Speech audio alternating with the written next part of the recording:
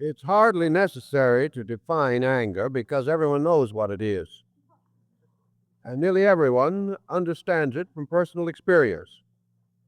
But for technical purposes, it is generally defined as an intense emotion caused by real or imaginary injury or insult.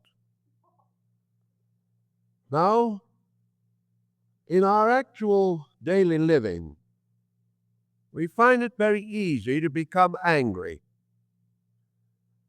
and it sort of develops from irritation, or it becomes a temperamental habit over which we have ultimately very little control. It is wise to remember that we are always at a disadvantage the moment a negative emotion causes us to lose control of ourselves. The chances are 100 to 1 that the moment we cannot control and constructively direct emotion, we're going to get ourselves into worse situations than we find at the moment. Therefore, anger, hate, rage, all of these intensities become the cause of the further development of the situations which seem to generate them. In our psychological thinking, we know that a person who has unusual proclivity toward anger is nearly always in difficulties. An emotion, especially a negative one, draws the very circumstances with which it becomes most concerned. Yet we know also that it is difficult, sometimes at least, not to be emotionally disturbed. Conditions seem to pile up, and we gain the inevitable feeling that we are the victims of unfairness of some kind. And against this injury, we are inclined to develop a strong and rather dramatic attitude. Thus, anger, like most of our emotions and negative thoughts, cannot be controlled merely by an energy of the will. This problem of trying to hold on to an emotion, prevent it from breaking away, trying desperately to inhibit or frustrate its expression, such a procedure is not good or healthy. Nearly all emotional excess arises from lack of basic philosophy of life, lack of basic integrity, lack of basic organization. Wherever these emotions are strong, the central core of the individual is weak. For the whole story is one of lack of self-control.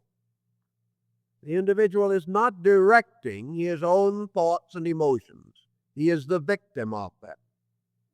They surge up, whether he permits it or not, having greater strength than his own will, and therefore drowning out whatever good intentions may have been present. If, as the dictionary and other standard texts tell us, that anger is most commonly caused by injury or insult, then we could consider these two possible sources. Let us take perhaps the most far-reaching first. I think we can say generally that insult rather than injury is the most common cause. The average individual is not greatly injured in terms of factual debility or disablement. We very seldom have an enemy who hits us over the head with a club or something of that nature. That is a rare form. of enemy. The kind of enemy we most generally have is the person who disagrees with us. And he is an ever-present adversary, and we really have no words strong enough to express how little we think of it. The great adversary is the one who does not see things our way. One of the greatest causes of anger in our lives is the fact that we are confronted with the decision which forces us to admit that we are wrong. This is enough to really upset the whole day. We are much more likely to feel insulted than we are to face the fact that our own attitude may have been incorrect. So we do not like people who reveal our own weaknesses to us. We do not like people who are stronger than we are, not because they are stronger, but because we are weaker. We do not like people who outwit us in various activities. We do not like people whose decisions prove to be more correct than ours in long-range survey. And most of all, we do not like people who do not think that we are exceptional. Or if we are exceptional, the wrong kind of exception. All these things have a tendency to spoil our emotional climate. We become injured, not because they have hurt us, but because we cannot face the challenge of ourselves. Socrates, of course, was the kind of man you couldn't insult because he knew more about his own faults than anyone else could possibly discover. This type of person, however, is comparatively rare, and in daily experience, probably such self-analysis would not be particularly profitable. But with all of this situation, it is basically true that most of our enemies are persons who disagree with us. Therefore, that we are all confronted with the problem of trying to live in the world with persons who are not of our mind. We must gradually get over the Aristotelian classification that there is only one right, and that is our side. And then there are all kinds of wrong, which are other people's side. We also have to recover from the conviction that we are injured because others do not agree with us. We are never really injured by disagreement. We are only injured when we cannot get along with ourselves. And that problem so often arises in connection with anger.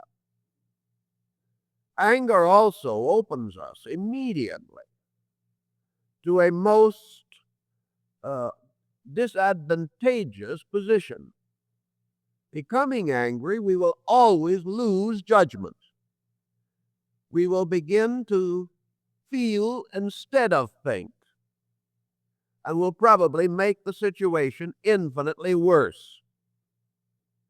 The more confused we become, the more angry we will become, until we may become totally enraged at an individual who declines to lose their equilibrium and join us in the general discomfiture.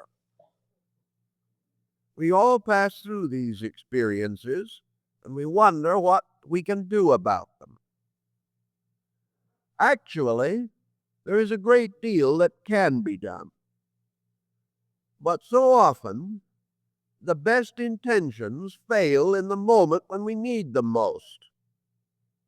We can build a wonderful philosophical attitude, but when someone is unpleasant, this attitude fails us. And we immediately react to our old atavistic premises and compulsions. Actually, the only way we can overcome any negative condition is the gradual development of a positive core inside of ourselves, a core that becomes real. And because it is real, it cannot be lost. Anything that can slip away from us under the slightest provocation is not real. Actually, the tendency to be angry in the life of the average person is more real than his self-control. That is why he becomes angry. If self-control is more real, he will not be angry. Yet with all these evidences that we see coming from us every day of the weaknesses of our own attitudes, the fallacies of our own conduct, we still are unwilling to face the need for self-improvement. We try to dilute the whole problem and throw it upon society. We take the attitude that if everyone else was exactly what they ought to be, then we would be all right. This is a beautiful thought, but it just is not going to happen. Therefore, we have got to be right in spite of people instead of because of them. And we cannot wait for the universal reformation of mankind before we can improve ourselves. This, in a smaller way, means that we cannot wait until our own family changes or our own friends change or until our own employment differs from its present estate. These things have to be begun and worked through now, where we are and as we are, and in the kind of a world we are now living in. How then shall we make these internal positive statements real? One of the most available and common sources of inspiration in such matters, of course, is our religious conviction. Yet thousands of years of religious conviction have not been able to overcome the tendency to anger. Good religious people get just about as angry as anyone else. Why? Because, again, they have ignored the personal equation. They have thought of religion as something they were supposed to believe and not a way they were supposed to act. Thus, they substitute a belief for a code of conduct instead of causing the belief to motivate a proper code. As long as our convictions are not expressed through our conduct, we will not have any major change in our dispositional background, or foreground for that matter. Philosophy helps. Philosophy gives us greater realization of the kind of world we live in, helps us to understand people, and most of all gives us a sense of the universal justice which must underlie the forms of injustice with which we are constantly irritated.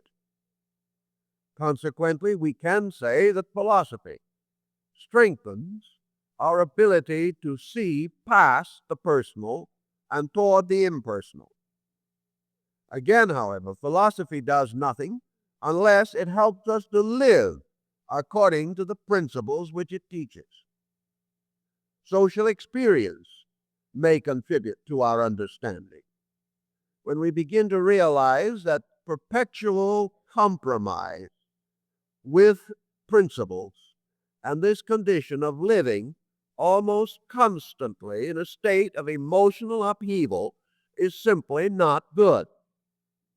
Psychology helps us because it shows us that these emotional tensions are due to ourselves and further reveals the result of them upon the integrity of our own personality.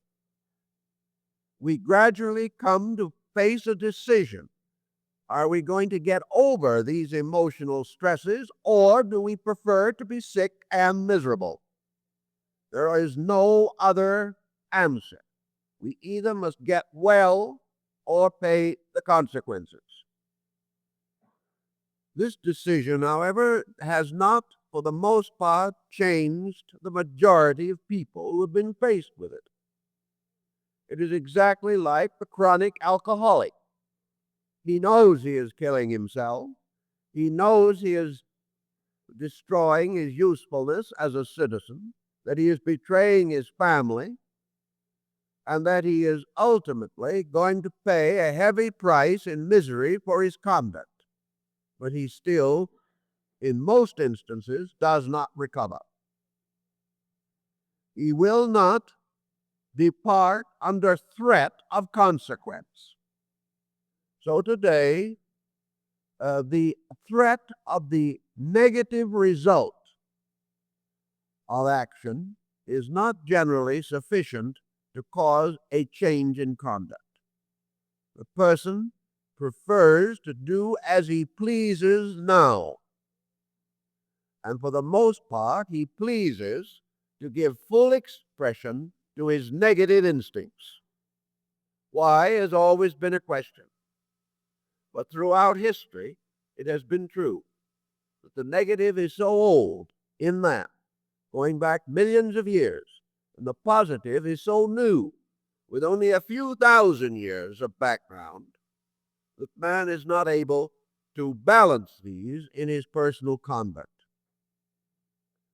Also, the hope of a better state does not have the allurement that it once had. The average person who is miserable today will not change simply because he was going to feel better if he does. You would think this would be a powerful inducement. The self-respect of others, the improvement of his social condition, the probable improvement of his health. These positive inducements do not move him very much. Again, he is bound to the immediate reaction to pressure. He has no sense of not reacting as he feels when he feels. The answer here, of course, can only be one thing. And that is, for some reason, man as a collective group has never experienced the constructive result of self-discipline. We do not conceive of discipline as anything but punishment. The individual who is told that he should not do something is considered penalized. He considers himself deprived. The idea of discipline as a contribution to self-security and as a means of self-improvement has very little status with us. Discipline is a burden and a hardship, and we fear it more than we fear the consequences of undisciplined life. We hope that lack of discipline will permit us to live in a continuing state of doing what we want to now, and that sometime, somewhere, it may catch up with us, but on the other hand, we may not last that long anyway. All this evasion problem forms its part in this situation. Foreigners coming to this country from various parts of the world, and we have had a tremendous influx of them in recent years, have all been amazed by one thing, and they have frequently mentioned it in books or articles which they have written. And that is the almost total lack of discipline, which is obvious in the American way of life. Most of these persons have come from heavily disciplined types of background, heavy family discipline, heavy political control. They have never known the peculiar freedom that we have. They are amazed at the tremendous privilege which we collectively enjoy. But they also note very soon that we are not reacting to this constructively. We are using this opportunity merely as a means of gratification, not a means of integration of any particular kind. We interpret liberty as the right to do as we please, whereas there must be and always is, beyond this, a way that things should be done that is right. And the individual who does not cling to right must suffer. And where liberty is interpreted as the ability to do wrong without punishment, the person is in trouble. Now, there are a great many evils that cannot be punished by law, but can only be punished by their reaction within the person in terms of sickness or unhappiness. The individual who does not recognize rules governing conduct and is unwilling to live these rules must come in time to a disaster. He may realize this, but still he will not change his way. We have, however, a considerable increasing number of persons who are trying sincerely to grow. And those who are really making a valiant effort should be given every possible encouragement and all available information to make their growth easier. And in this spirit, we want to analyze some of the phases of the anger problem in an effort to see through this weakness in our own organism. Now, we have people who take attitudes on this situation. We have a school of psychology which considers it important that the individual become angry once in a while. Well, I don't think they're going to have to worry too much. I don't think we need indoctrination in this direction. I think we will have enough of it, regardless of any course that we pursue, to prevent total frustration. On the other hand, there is a grave question whether we do need it or not. The only reason why we need anger is because there's something wrong in us. It may be very much like the individual who needs another drink. Not because he really requires it, but because his alcoholism already established demands it. There is very grave question as to whether nature really finds it essential for a rational creature to be angry. But because everyone else is, we assume that it is a needed emotional reaction. It probably is needed in the individual who, completely lacking self-control and unable to orient anything within himself, is simply cannot merely frustrate the emotion. If it has reached a certain degree of dominance in the character of the person, probably he cannot restrain it.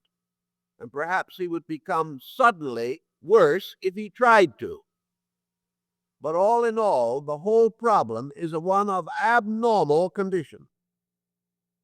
Anger is abnormal. It is not part of the natural temperamental unfoldment of the individual. It is an extreme, and all extremes are dangerous. There is also the school that divides anger into various types. One of these is the righteous indignation group. The individual who believes that there are times and are conditions in which the individual is justified in being angry because of the circumstances themselves. That there are certain things that can happen and that if the individual in those situations is not angry, there's something wrong with him. We talk of righteous indignation and the wrath of God, and therefore we assume that there must be some kind of anger that is justified. I doubt it. In the first place, any problem that is so real that we are inclined to be angry at it is also a challenging problem. And what we should be looking for is solution. And usually we will delay or completely destroy solution by emotional explosion. If a problem is so real that it causes us to be angry, it is a problem big enough to cause us to roll up our sleeves and solve it. And we will never solve it merely with anger, because anger at the end will leave us weak and tired and the problem bigger than ever. So it's a grave question whether we can find one single situation in which anger or hate or wrath or rage will ever make a real contribution. Sometimes people feel that a little outburst of anger will frighten somebody else into a more reasonable attitude.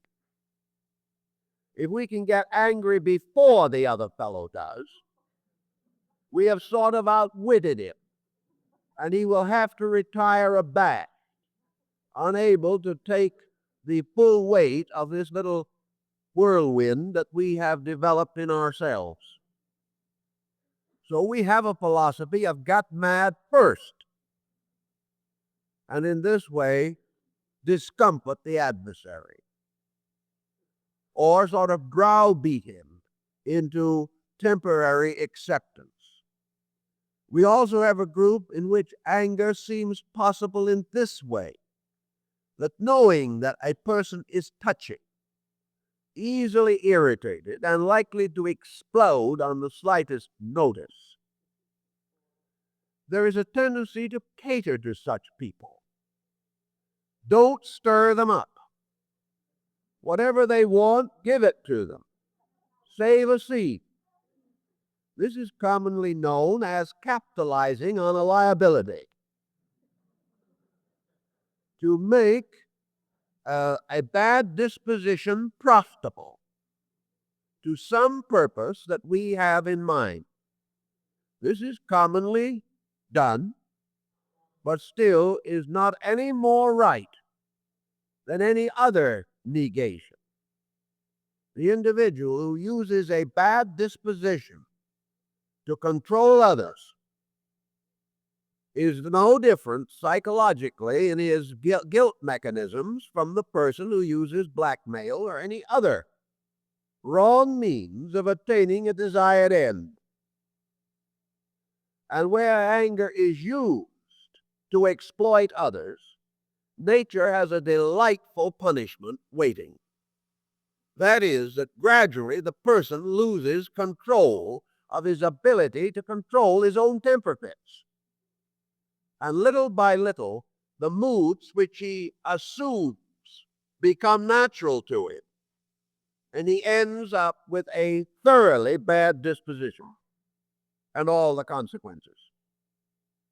In the end, it costs him more than he can possibly gain by these temperamental outbursts. So as we go down the line, we find very little actual constructive result. Now, in the course of working with folks, we have a great many people who come in who have had long and difficult feuds. Many of these have lasted for a lifetime. Sometimes they are bequeathed unto our issue as a heritage. We are supposed to hate the relatives our ancestors didn't like. This situation of bad blood in the life of the individual is usually unfolded in great detail as an explanation for all kinds of misfortunes. The person is telling us how they have suffered, how they have been forced to desperation, and all the horrible things that other folks have done to them. But what they always forget to do is to tell us what they did to the other folks. And once in a while, situations line up so that we do get both sides. And I assure you, there are nearly always two sides. And the person who has gradually permitted himself to cultivate negative attitudes has become a terrible problem for other people. And therefore, by degrees, fulfills for himself all of the negative fears that were once only imaginary. But in time, he can make them happen if he nurses them lovingly enough. All these things point out that we need some basic philosophy, some basic integrity with which to combat our more common human instincts. As I've said, religion could help, but it generally doesn't, because we will not apply it. We will accept it, we will talk about it, we will try to convert other people to it, but we will not sit down with the quiet daily process of living it. There isn't enough glamour involved. Also, when we do live it, we usually come upon a minor crisis. For the moment we change our ways, everyone is duly astonished, and some folks won't believe it.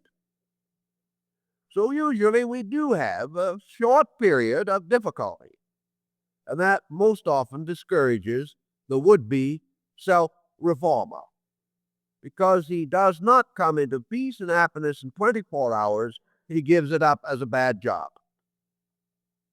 He never really wanted to do it anyway, as one told me. And this modified incentive cannot produce great effect.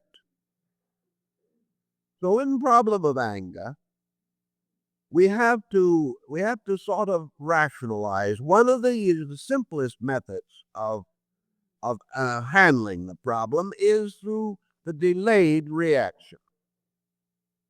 The power of anger is usually summarized in an outburst. If any method can be devised to delay the outburst, it will usually disintegrate. If you can even count the proverbial 10 before you get angry, you've already reduced the probability 50%. And if you can make it to 100, you're practically in the clear. Because in order to be thoroughly angry, you must not think. And anything that gives you an interlude for thoughtfulness, in which you are not too greatly plagued by this emotional intensity, will do a great deal of good.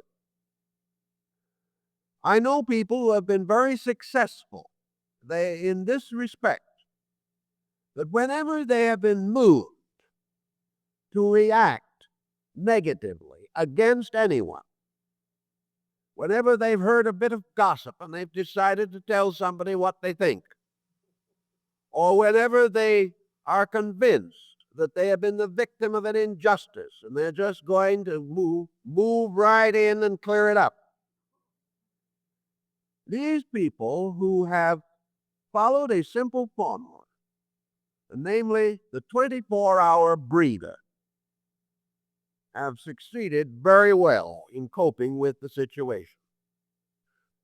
Perhaps you have noticed in the international affairs that nearly always great changes come very suddenly. We remember the Depression, 1929. A few days before the Depression, we were assured that the financial condition of the country was never better, that we had nothing to look forward to but prosperity. Crash.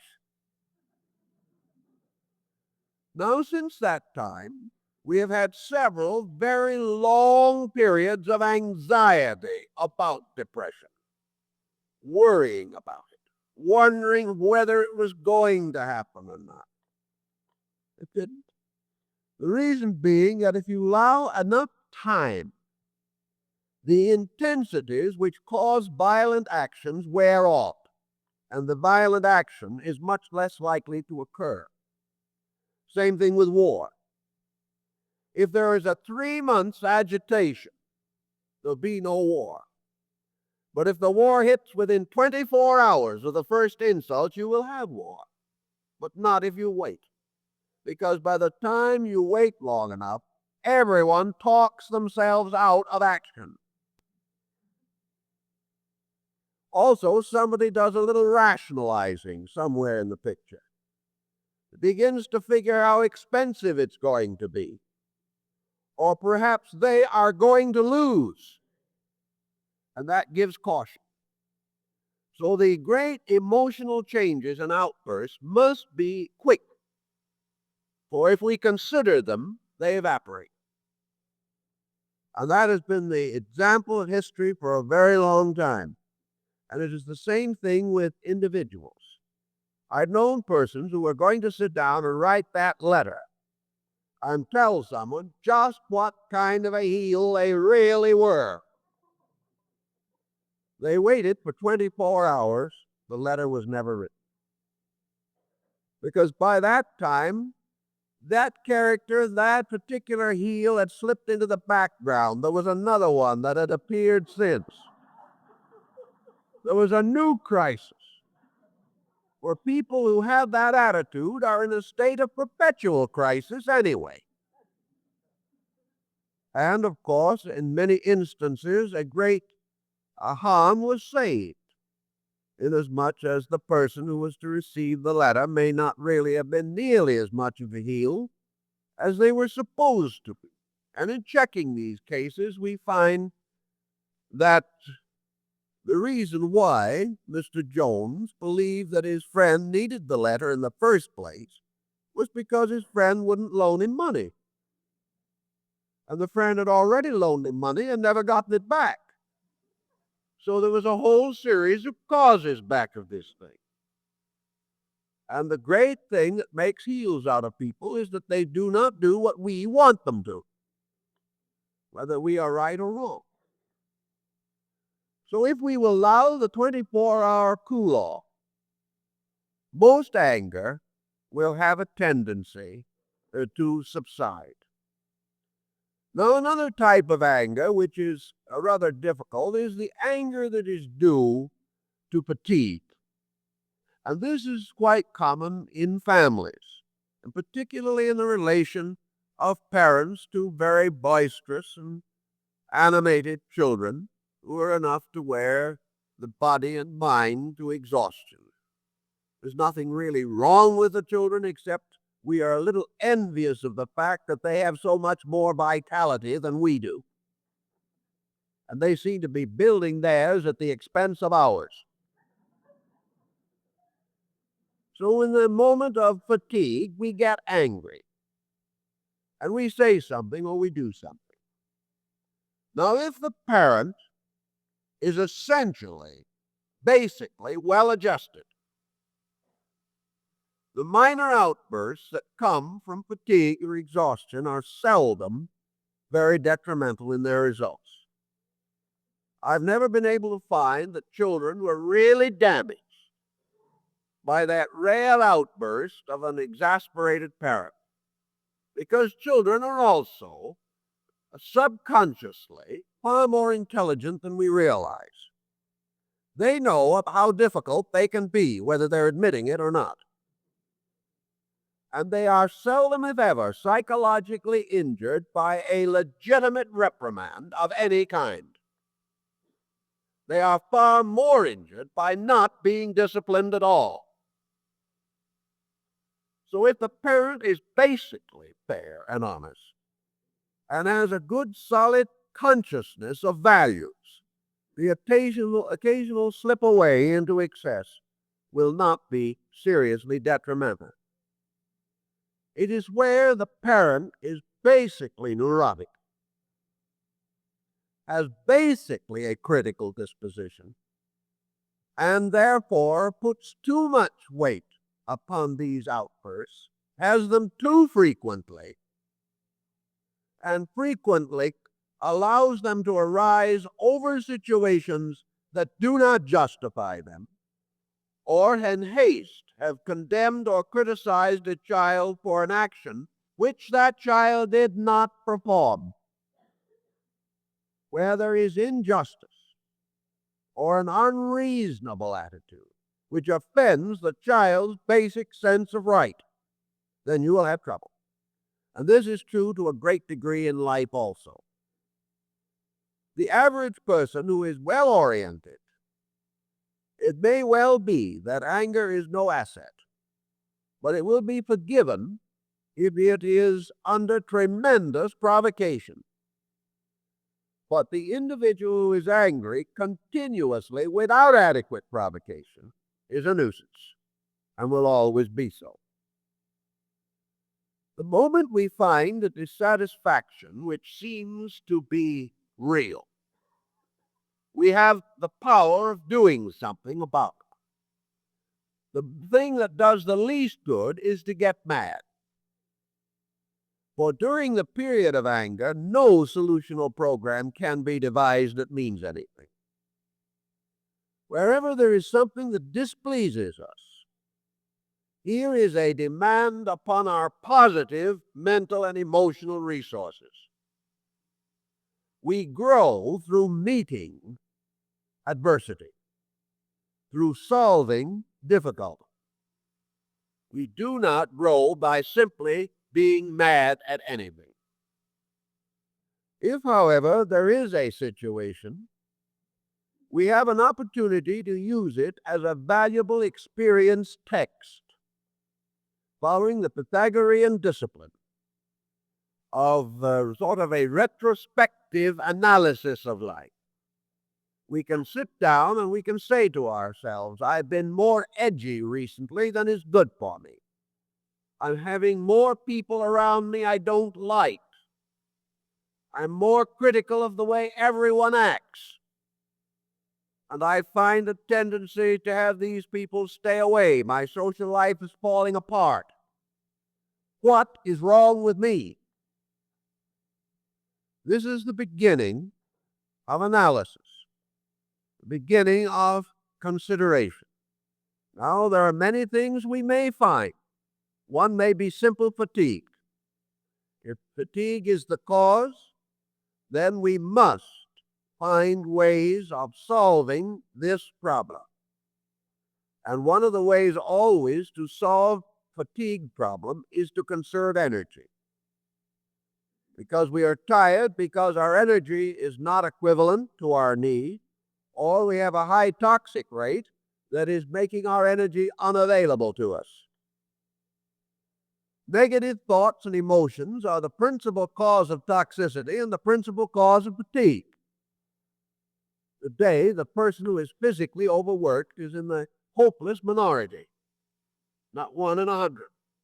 But the individual who is wearing himself out mentally and emotionally over his work, his name is legion. Almost everyone is in this predicament. So if the fatigue factor is there, all the more reason why there shall be no time lost and no energy wasted in irritation, for it is going to make the fatigue worse. If we find through a certain amount of analysis that this tendency to get angry easily has always been with us, and we know that we come by it honestly because we had an uncle who had temper fits, or we had a grandmother who had spasms. We know that we come honestly by this emotion. And because we come honestly by it, we regard it as inevitable and set back and settle down to enduring it. That is no answer either. There is no inevitable necessity for a bad disposition. But if we have long cultivated it, and it's just gotten a little worse by degrees because of habitual repetition, then we better sit down and do something about it quick, because it will ultimately wreck our lives and destroy us. So we also observe as we go along that we are functioning according to a little pattern of likes and dislikes. Most persons are built out of their own experience and their own reflections about it. A private universe. A universe in which they are the principal citizen, the supreme autocrat, and the more or less cosmic lawmaker. In this universe, which is invisible, because if it was visible, we couldn't stand it ourselves. In this universe, everything is the way we demand it to be. It is a kind of hidden world. When anything goes wrong, we retire into it. And if anyone comes out with any remark or thought contrary to this private autocracy of ours, we suffer from what is called righteous indignation. So we have to begin to look over this private universe. And we find that very much like the alcoholic or the narcotic addict, or individuals addicted to gluttony or almost any other excess, that our private motivation in living is largely one of negation. The individual today, like a highly toxic sufferer from health, is really living on his irritation rather than his energy.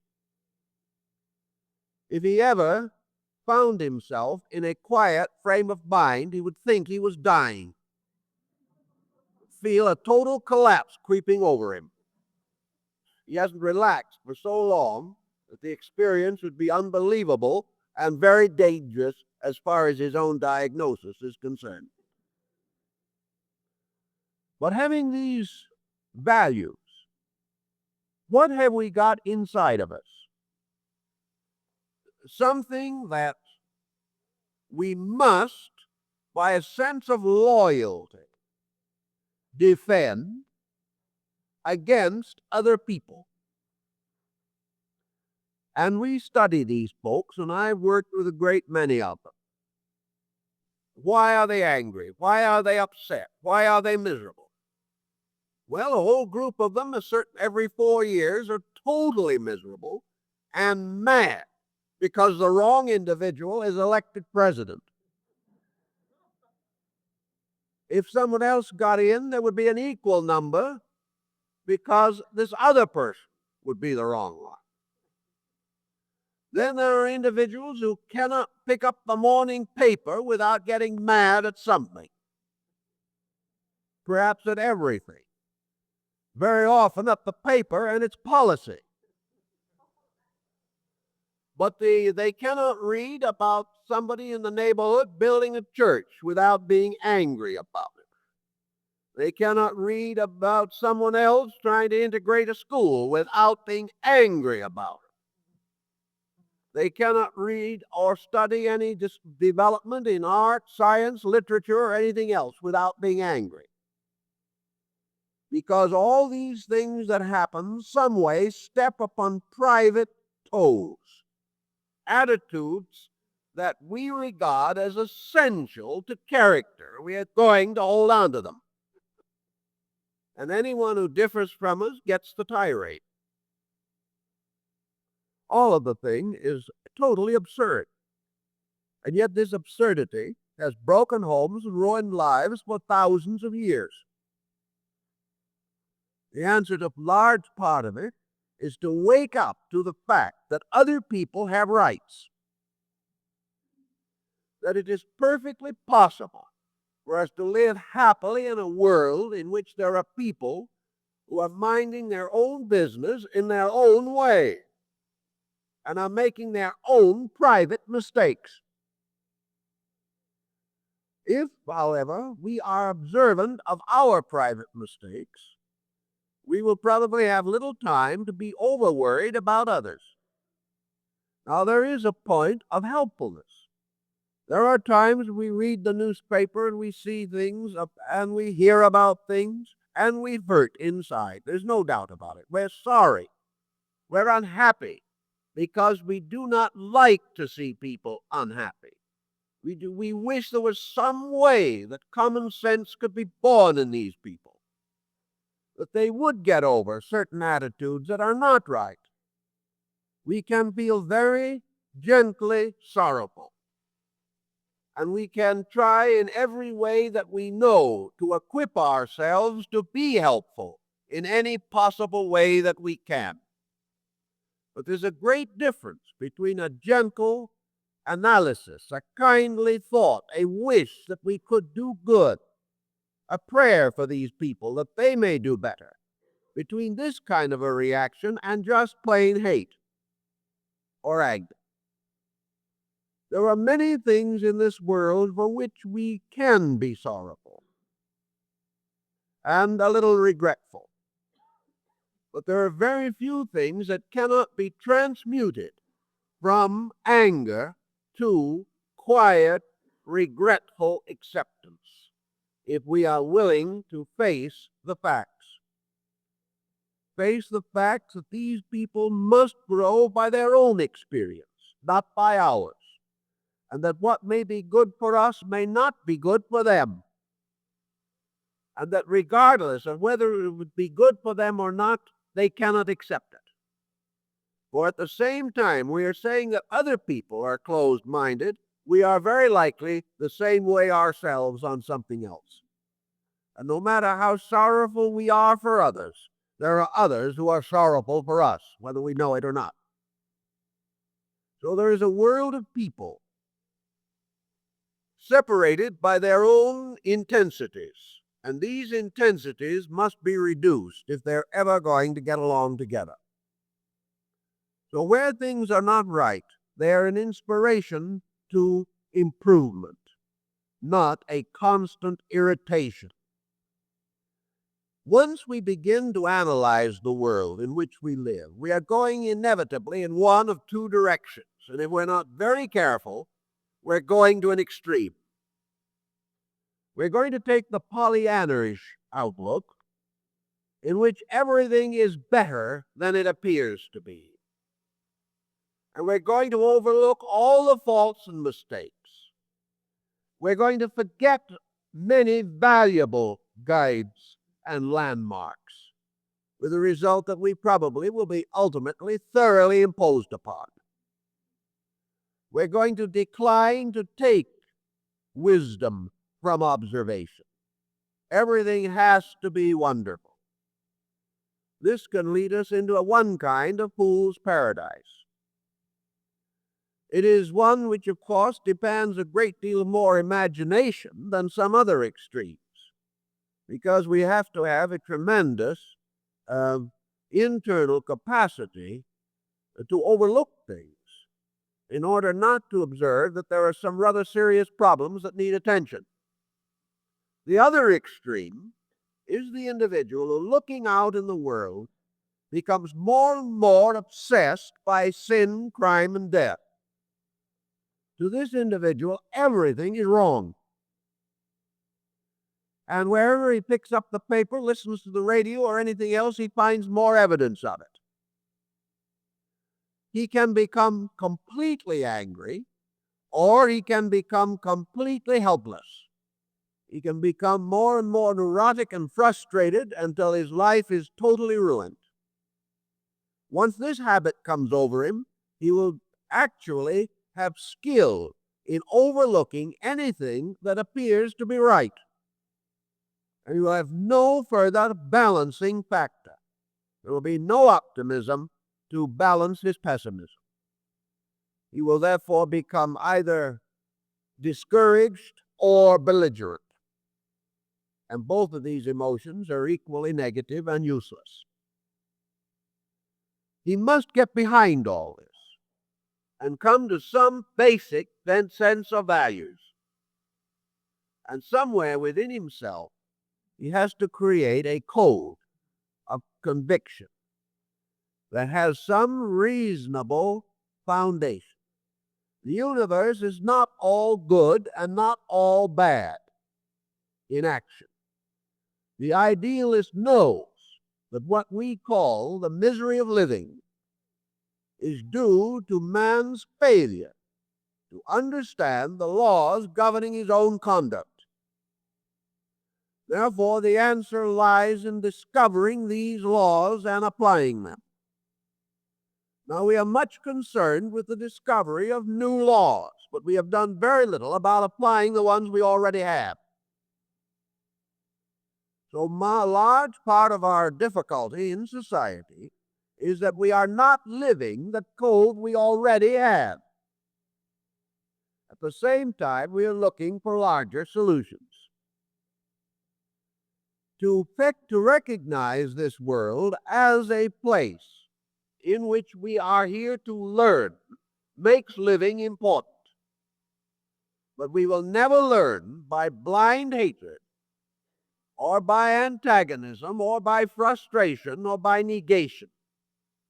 We must learn by accepting the challenge of constructive thoughtfulness and emotional integrity in the matter of daily problems. If we are really sincere, therefore, and really want to accomplish something, we must begin to look through things for their principles, establishing principles. Without some internal foundation in principles, we cannot accomplish anything. Now, in this world, we have two foundations on which to build. One of these foundations is emotional. And on this emotional foundation, we gain a great deal of insight from the Beatitudes, the Sermon on the Mount, where we are told that the highest form of the religious life for a Christian world is that we shall love our enemies. Now, this is considered to be today little short of madness. It is considered to be utterly impossible, inconceivable, and unrealistic. But it seems to me that we are living in an impossible and unrealistic situation for lack of it. We have neglected these ideals, and world and problem have become more difficult with every passing day. Today, our psychological health is the worst it has ever been, because we have tried to be practical. And out of being practical, which largely means to nurse our own desires, we have come to little, if anything. Actually, the only emotion that is safe in them is a positive emotion, an emotion of kindness, an emotion of regard, or of affection. And in some way, we must make this emotion real. Usually we fail to make it real because we cannot see that it is reacted to in proper terms. We are kind to someone who is unkind, and they remain unkind. Therefore, we decide that the whole policy is wrong. We are not responsible for their action, but we remain to the bitter end responsible for our reaction to it, regardless of what happens. And we are now putting thousands of persons every year into hospitalization for nervous breakdowns simply because the individual hasn't realized that he has to be right regardless of how other people are. So out of this situation, there is no solution because the other person doesn't react. That is not our responsibility. Our responsibility is to meet a problem on a level that does not cause a psychosis for ourselves. And the only way in which we can meet a problem without penalty to ourselves is to meet it constructively. The moment we meet hate with hate, the moment we meet anger with anger, we're just two sick people. There is no solution. Each individual becomes a unit of destructiveness. And when we meet destruction with destruction, there is just more destruction. There is no answer in the form of neutralization in this kind of a situation. So regardless of the other person, our health and our integrity depends upon the principles by which we live. If, therefore, we want to be well, we'd better stop worrying about the people we think have injured us. We had better free ourselves from these antagonisms, which will ultimately destroy all of the life that we live. And the more it destroys, the more we will dislike the person whom we think has destroyed it. But that person did not do it. We have done it to ourselves. So anger and these emotions have got to be in some way transmuted. We need emotional outlet, but it must be a constructive emotion. And instead of anger, we must have sympathy. We must have emotional understanding, tolerance, kindliness, and compassion. We must not only be less critical of others, but not even so critical of ourselves. There is no reason we should treat other people well and ourselves miserably. Therefore, we must recognize the natural imperfection in ourselves, and by modesty, get away from the necessity to defend a false perfection that we have never had. Most insults evaporate, and the insult, of course, is a cause of anger. Most insults evaporate if the individual does not overestimate himself. When someone tells us we're not quite perfect, this should not be a cause for indignation. We should face it as an inevitable fact. And if we do not face it, become angry, it's our own fault. Indignation arising from any form of truth only shows our own addiction to error. Most people believe today in a world of civil rights, a world of opportunities, a world of growth. We know there are many factors gravitating against the full expression of these better things, but we're still addicted to the belief that they are right. We also are quite convinced that the principles set forth in the Declaration of Independence, the Constitution of the United States, our Bill of Rights, and perhaps parts of Lincoln's Gettysburg Address, that these are the heritage of our people, that they represent the patterns we want, we believe to be right. If, therefore, we believe in these freedoms and these rightnesses, then we have to live accordingly. And we have to bestow upon others the right of individual initiative, the same right we demand for ourselves.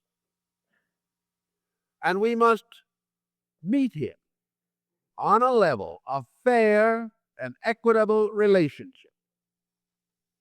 We must realize that gradually this type of situation leads to the establishment of a merit system.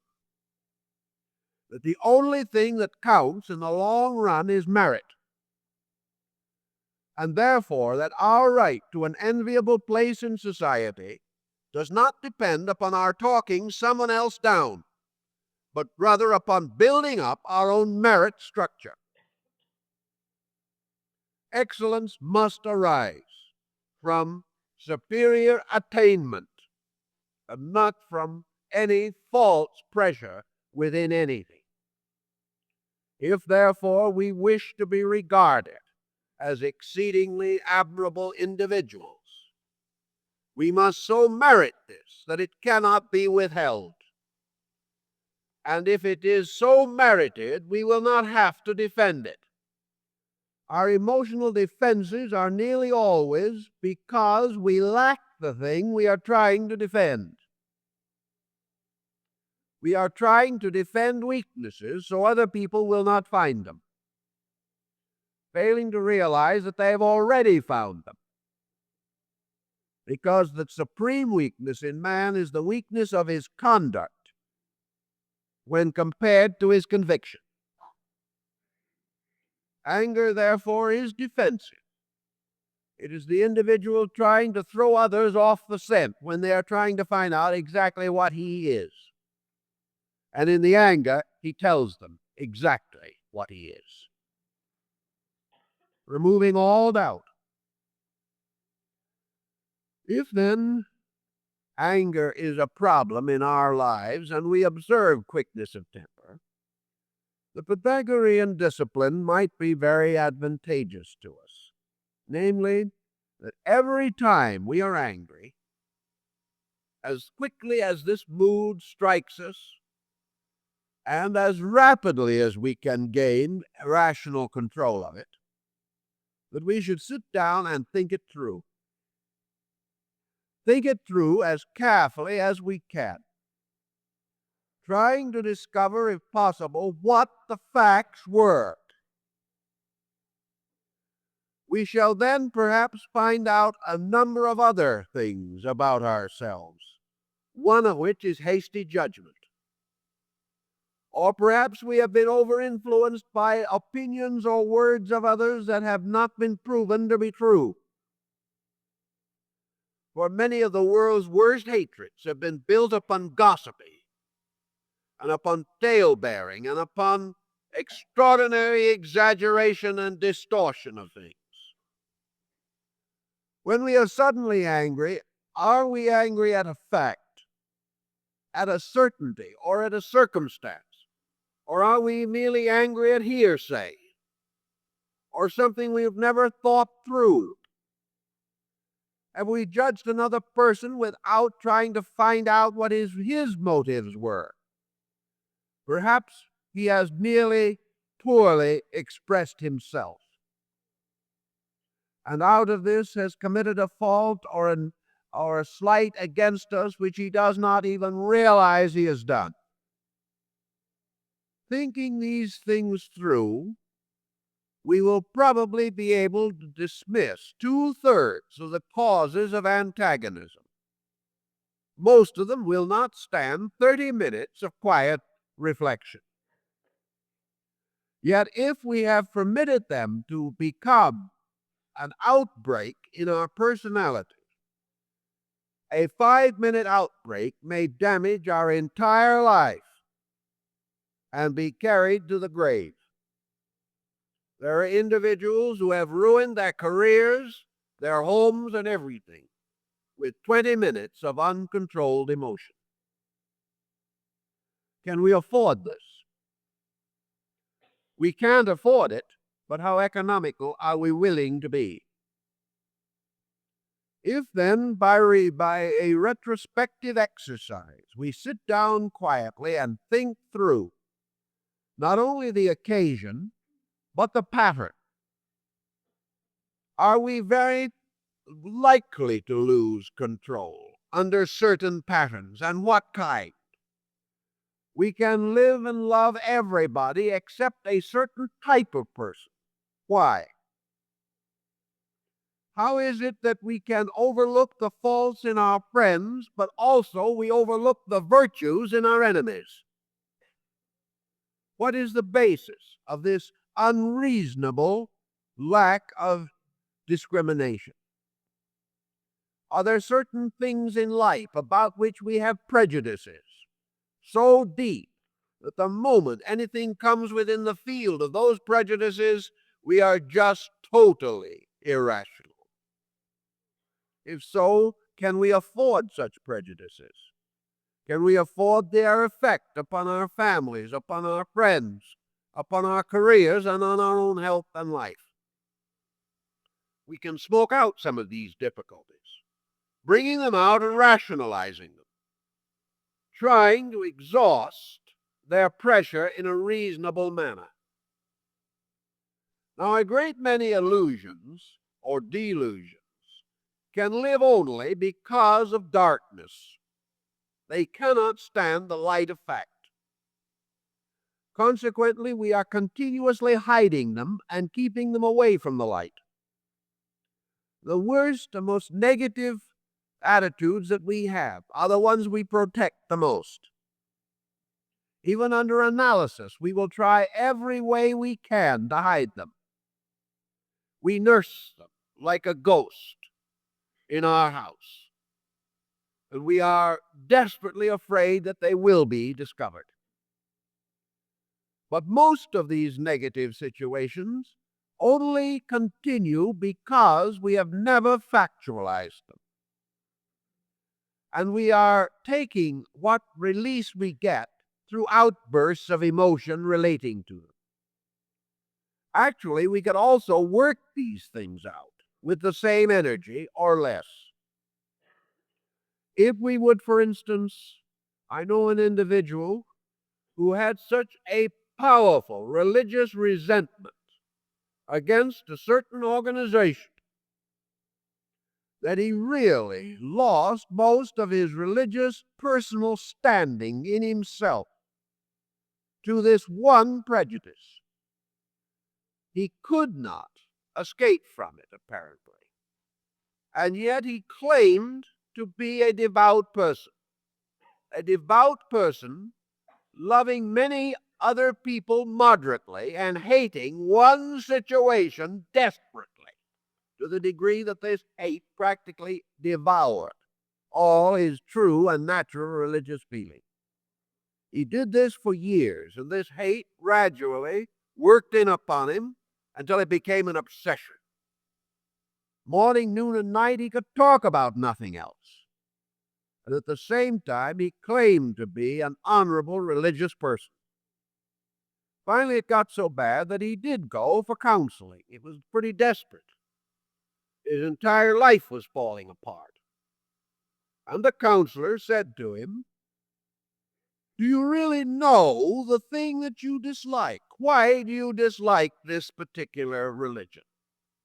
Man said, "Well, to be perfectly frank with you, a person belonging to that religion did me the greatest injury I've ever known." Now, for most persons, that is enough. All dogs are like the dog that bites us, and that's it. But on this circumstance, which was utterly unreasonable, an entire life had been corrupted.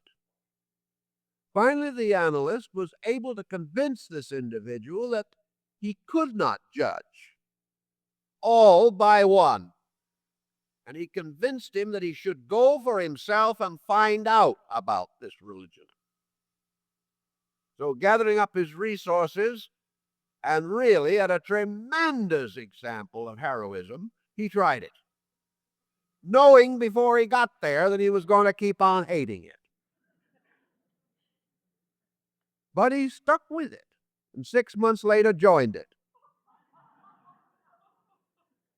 because he suddenly realized that he had never known anything about it. He had taken a personal feeling and made it completely synonymous with a group of persons. He had no actual concept of values. Now, if by some chance 3 people belonging to that faith had injured him at some time during life, then an almost certainty would be a complete certainty. And still, there'd be no more truth in it than there would be if there was only one who did it. You cannot work this way. And yet most people do. And the result is they're miserable most of the time, usually over something that really hardly concerns them, and about which they should have no such attitudes in the beginning. If we then take these problems and begin to break them down, what makes us angry? Most persons reporting it in daily living, not in exceptional cases, but just the irritation, temper fit, anger business. Most report that their real trouble is little things. They can handle the house burning down. They can handle major illness and 6 months of hospitalization without a flutter. but they cannot stand the fact that the husband slams the door every day when he comes in. This is the thing that really wears you down. A little pattern of mannerism becomes a desperate nuisance. A peculiarity of disposition, itself nothing, can become enlarged by morbid reaction to it until it becomes a tremendous problem. All kinds of little things moving in. We're busy with something, comes an interruption. This interruption is just one of 50 interruptions. And that's the final one that we just can't stand any longer, and out comes the temper fit. But most of the grave problems of living are these little things that, nursed and nourished, gradually accumulate until they produce a stress pattern, ultimately resulting in the individual losing control of his own emotions. And every time he lets go with his temper, it is easier to do it again. And in time, the temper becomes completely unruly. One thing, of course, that we have often observed in connection with these problems is that the individual who gets a lot of emotional stress is nearly always a person without enough action. There is not enough actual positive activity. Either the business is in a rut so that we think in only certain terms and have no room for imagination, or the home has become a routine structure in which there is too much time for imagination along negative lines. You will find less tendency for these powerful pressures in people who have a reasonably large social contact and have comparatively busy mental, emotional lives. It's the person with too much time to think about himself that is nearly always the most sorry for himself, and also the quickest to misinterpret or build up imaginary situations. The really busy person doesn't have time to settle down for 20 years of hating someone. It just takes too much energy and resource. But if this person gradually isolates himself from every other contact and begins to stew in his own hate, he will have time enough to make some terrible enemies before he gets through with his life.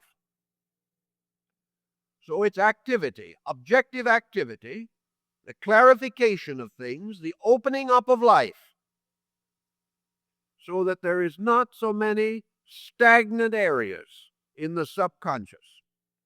If we can do this, it will help tremendously. And also, if we can gradually build up a positive regard for values, if we can always be sure that when we criticize, that we also commend, that we search as earnestly for the good things as we do for those that are not good. And out of a gradual division due to such estimation, our intensity is frustrated. We find the individual has 5 faults and 5 virtues. Now what happens?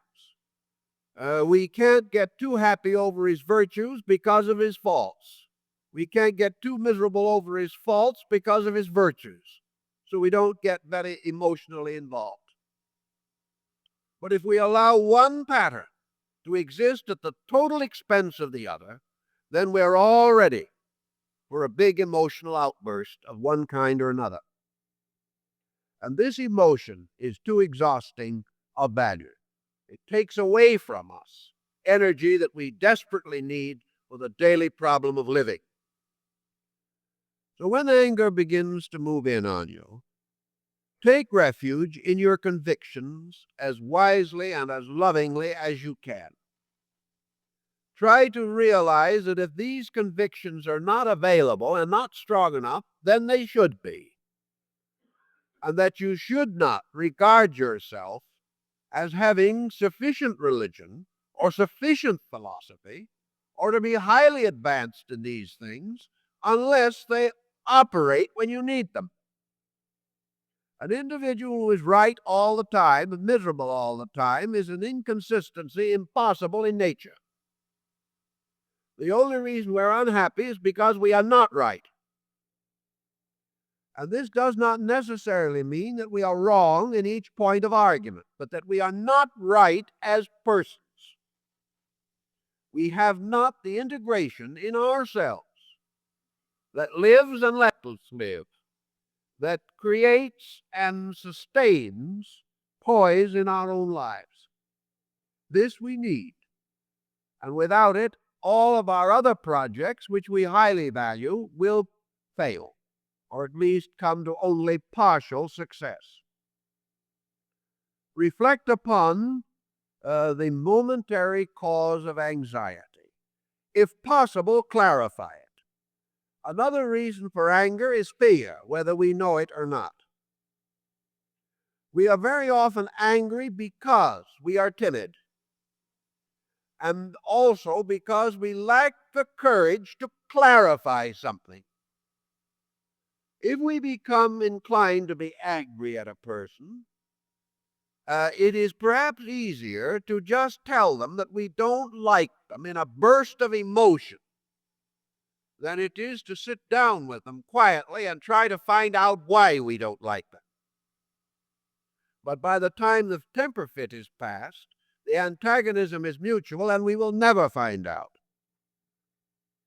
So when something comes along by which a misunderstanding is possible, the wiser course is often to sit right down then and there and find out.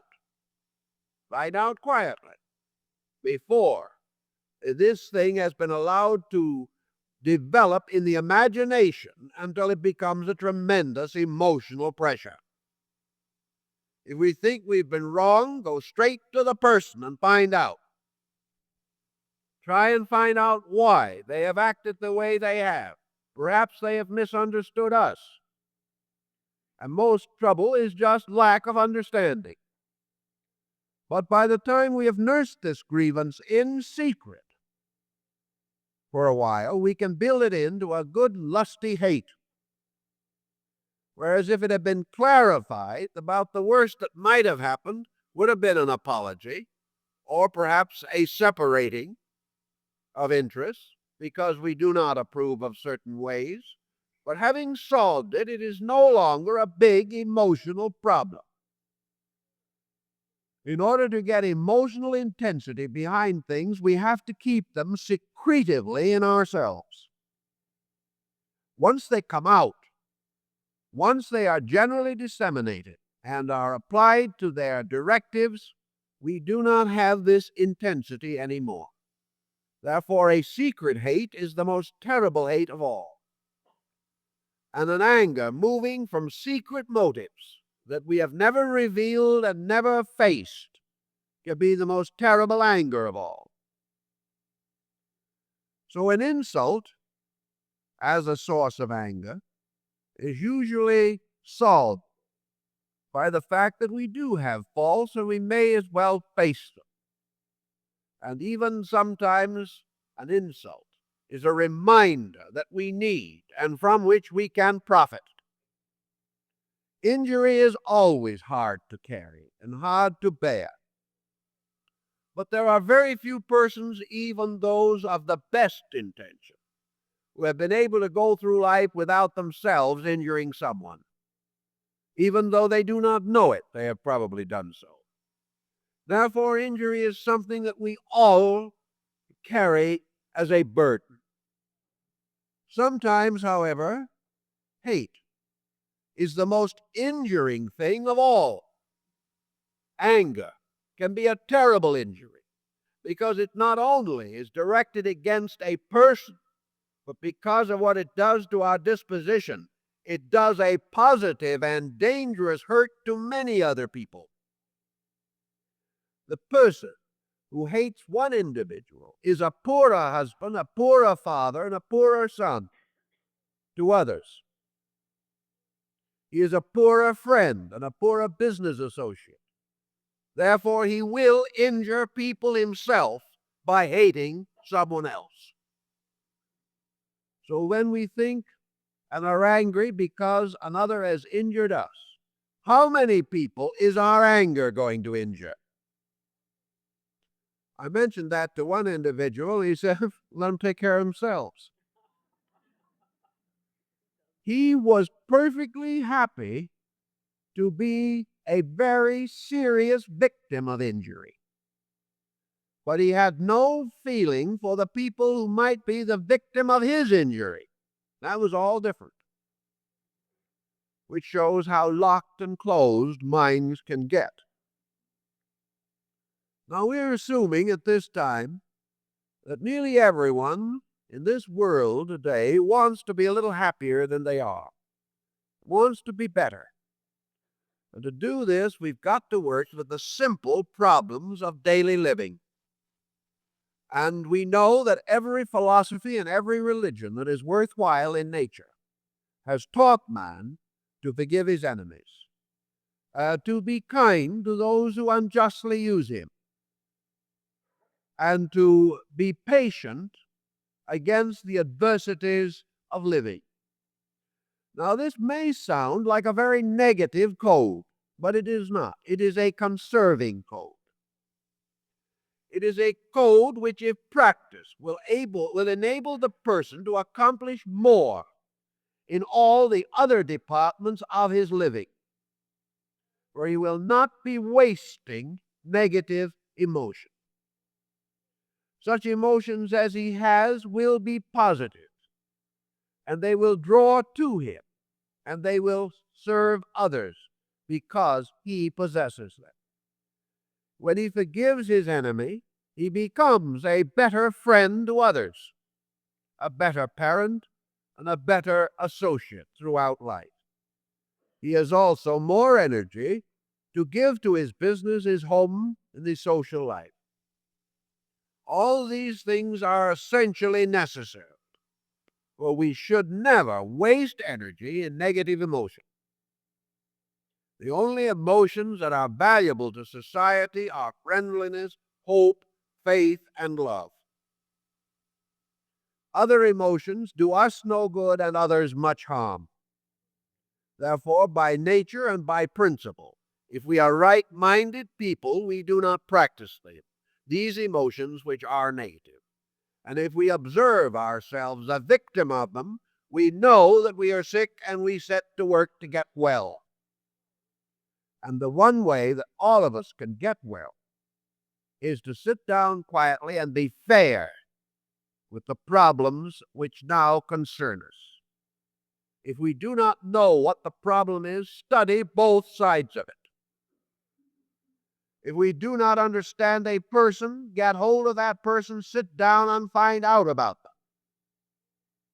Meet all things with action. By so doing, get rid of pressure. And then by degrees, you will find that your religion and philosophy do come through and help, because they are there in the background just as pressure is there. But until we make a conscious decision to stand for what is right, the strength of right in ourselves will not be immediately available. We must demand it. We must command it.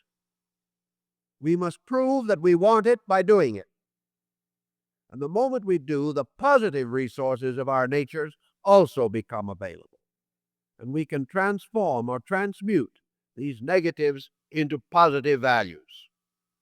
And every person who is able to transmute a temper, or to prevent a temper fit, or to relax a pressure which causes indignation or hatred, every person who achieves this only once is a better person. And having achieved it once, he discovers how he can continue to achieve it. So make this effort. And even if you are generally a person of a good disposition, try to find out where the weak spots are which could tempt you to be unpleasant. unpleasant or unhappy. And finding these things, go to work on them directly. Don't study the universal mysteries as they relate to something else, but take the law of our existence and apply it in this sensitive area until you find the principles and can make them acceptable to your consciousness. In this way, you will have a better and happier life. All right, time's up.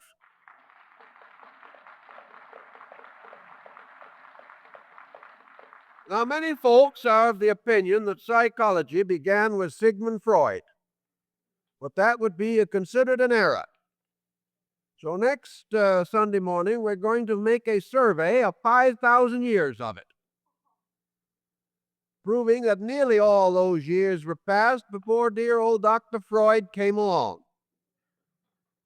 The only thing that is new about it is a certain type of name structure and a certain classification of already existing knowledge.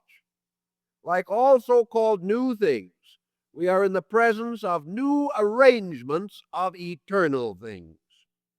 So next Sunday morning, we're going to study these a little bit, and we hope that you will all be here for the occasion and bring your friends. I'd like to announce that we really have an unusual wealth of situations at the book table this morning. First of all, we have the new magazine on the table, the winter issue of Horizon, which contains articles which we think you will enjoy, including a little story about the Honorable Mr. Nakamura, and on this occasion, Mr. Nakamura is playing Santa Claus. So we have the story under the heading, St. Nicholas Nakamura. And Mr. Nakamura's little Japanese stories are all based upon episodes and incidents that have come to my attention. And the one in the Christmas issue of Horizon is one where I was present and saw it happen. And it's the story of this little Japanese art dealer who plays Santa Claus. He's a good Buddhist, but that doesn't interfere with it the slightest. So we think you'll enjoy the winter issue of Horizon. I'd like to also call to your attention that our book, Old Testament Wisdom, is on the table for the first time this morning. We feel like being sort of commended on this occasion because 6 months ago we promised delivery of this book on November 15th. And on November 15th, we started delivery. This is almost unheard of. Yes, we really think we do have a little applause coming to us. Also, the Christmas booklets are on the table, and don't forget Christmas shopping with our literature. You still have time enough to buy the book, read it yourself, and give it away, thus accomplishing several virtues all at once. So we heartily recommend you to give this consideration. And also our pamphlet, Right Thinking, which I think would help you in connection with the morning's discussion. This afternoon at 2 o'clock at headquarters, our PRS Center Study Group will meet at 2 o'clock. It's at the corner of Los Feliz and Griffith Park Boulevards at 2 o'clock, and they will discuss together our talk this morning on anger. Now, there's a place where you can all go and get mad or find out why you shouldn't. One of the great advantages of study group participation is that individuals learn how to listen, learn how to get along with people who also have ideas, and learn to be patient if those ideas do not sound very good. Because in a few minutes, they can get up and express themselves, and their ideas won't sound any better to other folks. And this is a wonderful opportunity to practice the democracy of philosophy and religion, to get to the point where we can grow through the suggestions of others, that we can find friendship without absolute conformity, and we can learn to understand and appreciate the real, sincere desire of others to grow. And out of this growing respect for the inside of people, we will get over being irritated by the outside.